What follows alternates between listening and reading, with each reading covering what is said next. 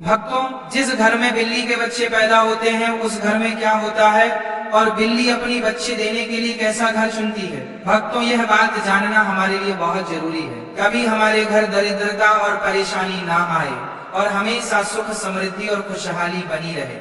आपने देखा होगा कि दुनिया के कई कोनों में बिल्ली को लोग अपने घर में पालतू जानवर की तरह रखते हैं। आज हम आपको एक ऐसी बात बताने जा रहे हैं जो शायद आपने पहले कभी गहराई से नहीं सोची होगी। अगर किसी घर में बिल्ली अपने बच्चों को जन्म दे तो उस घर में क्या घटित होता है। आजकल तो कुत्ते और बिल्ली पालना एक फैशन जैसा हो गया है। हर दूसरे तीसरे घर में कोई ना कोई पालतू जानवर आपको मिल ही जाएगा। लेकिन भक्तों, क्या आपने कभी सोचा है कि कुत्ता या बिल्ली पालना सचमुच शुभ है या अशुभ। बिल्लियों के बारे में तो आपने बचपन से लेकर आज तक कई बातें सुनी होंगी, कहानियां, किस्से और यहाँ तक कि कुछ ग्रंथों में भी इनके संकेतों का उल्लेख मिलता है। लेकिन आज जो सच्चाई हम जानने वाले हैं वह हर इंसान को सुननी चाहिए, क्योंकि यह हमारे सनातन शास्त्र से जुड़ी हुई है। शास्त्रों में कहा गया है कि इस संसार में शायद ही कोई ऐसा घर हो जहाँ बिल्ली का आगमन कभी ना हुआ हो। बिल्ली हर उस स्थान पर जाती है जहाँ मनुष्य रहते हैं। लेकिन भक्तों, क्या आप ये जानते हैं कि अगर आपके घर में बार बार बिल्लियों का आना जाना लगा रहता है तो इसका क्या मतलब होता है। और अगर आपके आसपास बिल्लियां लगातार रोती रहती हैं तो यह किस बात का संकेत है। सोचिए, अगर बिल्ली आपके घर में आकर अपने बच्चों को जन्म देती है तो इसके पीछे कौन सा अद्भुत संदेश छुपा है। और अगर आप किसी शुभ काम के लिए निकल रहे हो तभी कोई बिल्ली आपका रास्ता काट दे तो इसका क्या अर्थ निकाला जाता है।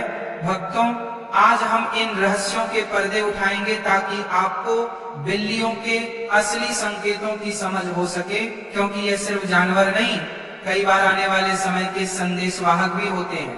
भक्तों, बिल्ली एक मांसाहारी स्तनधारी जीव है जिसकी सुनने और सूंघने की शक्ति अद्भुत रूप से तेज होती है। यह इतनी संवेदनशील होती है कि कम रोशनी में भी, यहाँ तक कि रात के अंधेरे में भी साफ साफ देख सकती है। करीब 9,500 साल से बिल्ली इंसानों की साथी बनी हुई है।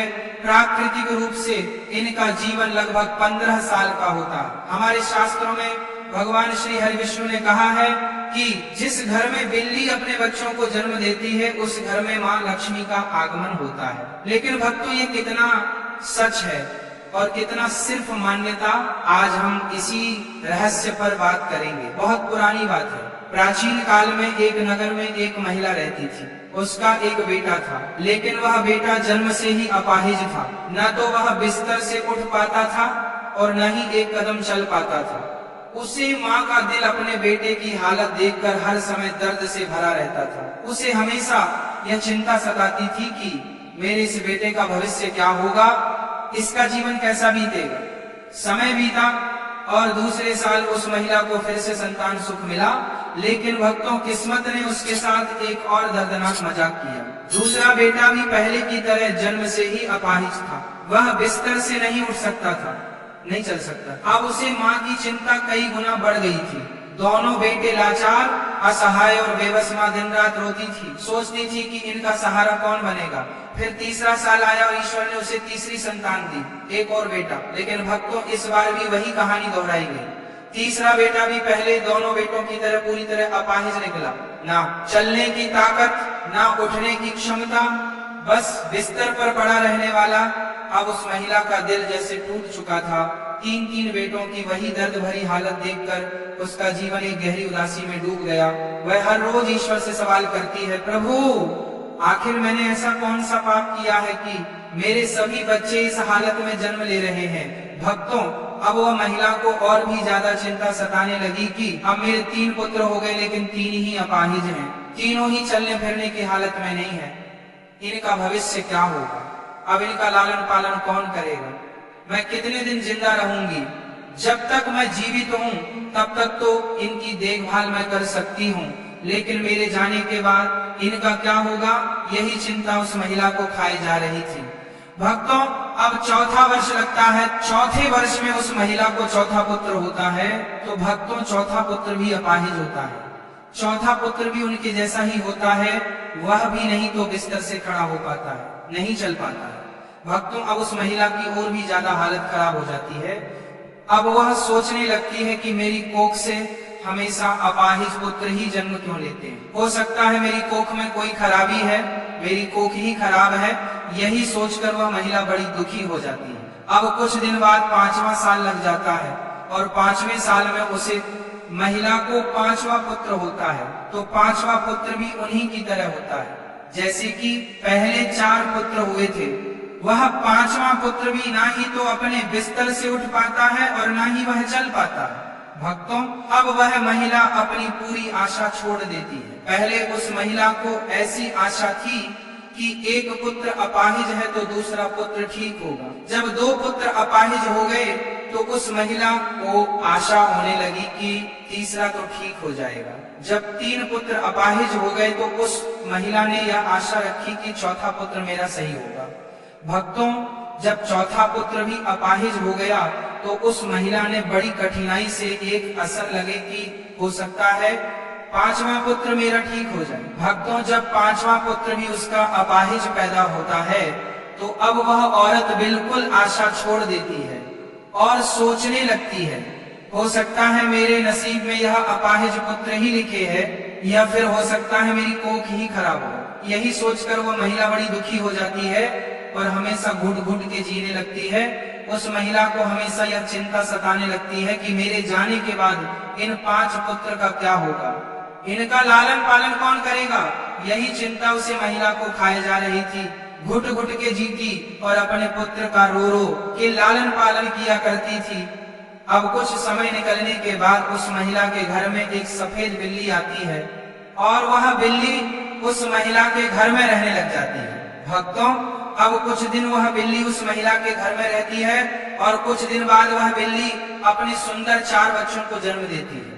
जब बिल्ली अपने 4 बच्चों को जन्म देती है तो उस महिला का पहला बच्चा बिल्कुल ठीक हो जाता है। उस महिला का पहला बच्चा अपने बिस्तर से खड़ा भी होने लगता है और अपने पांव पर चलने भी लग जाता है। अब वो महिला बड़ी प्रसन्न होती है और बड़ी खुश हो जाती है और ऊपर वाले का दिल से धन्यवाद करती। अब महिला उन बिल्ली के बच्चों को अपने पास ही रखा करती और उनका अच्छे से लालन पालन किया करती। कुछ दिन निकलने के बाद वह बिल्ली का फिर से प्रसव होता है और वह बिल्ली फिर से अपने 4 बच्चों को जन्म देती है तो उसका फिर से उस महिला का दूसरा लड़का ठीक हो जाता है। इसी तरीके से जब जब बिल्ली को प्रसव होता तब तब उस महिला का हर बच्चा ठीक होता जाता। इसी तरीके से उस महिला के सभी बच्चे ठीक हो जाते हैं और भक्तों, उस महिला के घर में अन्न धन की कोई कमी नहीं रहती है। हमारे सनातन शास्त्र में ऐसा कहा जाता है कि जिस घर में बिल्ली अपने बच्चों को जन्म देती है उस घर में ही माँ लक्ष्मी का तीव्र गति से आगमन होता है। उस घर में सुख समृद्धि इतनी आ जाती है कि उस घर में रहने वाले मनुष्य नहीं संभल पाते। जिस घर में बिल्ली अपने बच्चों को जन्म देती है उस घर में सुख समृद्धि खूब आती है। लेकिन हमारे सनातन शास्त्र में ऐसा कहा गया है कि बिल्ली को घर में पालना अशुभ माना जाता है। जिस घर में बिल्लियां रोती हैं वह भी बहुत अशुभ होता है। इसलिए बिल्लियों को पालना हमारे सनातन शास्त्र के अनुसार अशुभ माना जाता है। हमारे सनातन शास्त्र में ऐसा कहा जाता है, यदि आप किसी भी शुभ कार्य के लिए प्रस्थान करते हैं और यदि बिल्ली आपका रास्ता काट जाए तो इसको अशुभ माना जाता है। कहा जाता है कि जिस वक्त आप किसी काम के लिए जा रहे हैं और बिल्ली यदि आपके आगे आ जाए, आपका रास्ता काट दे, तो आपका वह काम नहीं बनता है। और ऐसा भी कहा जाता है कि जब बिल्ली आपका का रास्ता काट दे तो आपको नहीं जाना चाहिए। यदि आपके घर में आकर के बिल्ली रोती है तो इसको भी बहुत बड़ा अशुभ संकेत माना जाता है। हमारे सनातन शास्त्र के मुताबिक ऐसा कहा जाता है कि जिस घर में बिल्ली रोती है उस घर में किसी न किसी की अकाल मृत्यु होने का भय होता है। जो लोग अपने शौक के लिए बिल्लियां पालते हैं, बिल्लियों को पालना बड़ा अशुभ संकेत माना जाता है, अशुभ होता है। इसीलिए जो लोग बिल्लियां पालते हैं वह इस प्रवचन को जरूर सुने और आज से वह बिल्लियां पालना बंद करें। जब हम घर में बिल्लियां पालते हैं तो हमारे सनातन शास्त्र में ऐसा लिखा है कि जहां बिल्लियां रहती हैं वहां पर नकारात्मक ऊर्जा आ जाती है। जिस घर में बिल्लियां रहती हैं उस घर में भी नकारात्मक ऊर्जा का प्रभाव हो जाता है। इसलिए बिल्लियां पालना बहुत अशुभ होता है। यदि आपको आधी रात में बिल्ली दिखाई देती है तो इसको भी बहुत बना